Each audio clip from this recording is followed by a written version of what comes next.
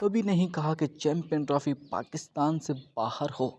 وسیم اکرم خود سے متعلق فیک نیوز پر بول پڑے ہیں۔ سب کی طرح میری بھی خواہش ہے کہ ایونٹ پاکستان میں ہی ہو۔ سابق کپتان اور سوئنگ کے سلطان وسیم اکرم نے خود سے متعلق فیک نیوز پر خاموشی توڑ دی ہے۔ 58 سالہ سابق کپتان وسیم اکرم کا کہنا ہے کہ میں نے کبھی نہیں کہا کہ چیمپئن ٹرافی پاکستان سے باہر جا رہی ہے۔ سب کی طرح میری بھی خواہش ہے کہ ایونٹ پاکستان میں ہی ہو۔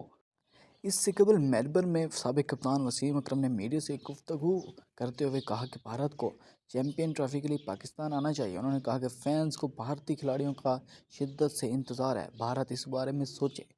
سابق کپتان قومی ٹیم کا کہنا ہے کہ محسن نقوی کرکٹ کے لیے بہت اچھا کام کر رہے ہیں، وہ کرکٹ بورڈ کو پروفیشنل انداز میں چلا سکتے ہیں۔ مجھے جاب کی آفر ہوئی تھی لیکن میں 9 سے 5 جاب کرنے والا بندہ نہیں ہوں۔ وسیم اکرم نے ایک سوال کے جواب میں کہا کہ محمد رضوان کپتانی کا تجربہ رکھتے ہیں، وہ اچھا انتخاب ہے، بس اپنی گیم پر فوکس رکھیں۔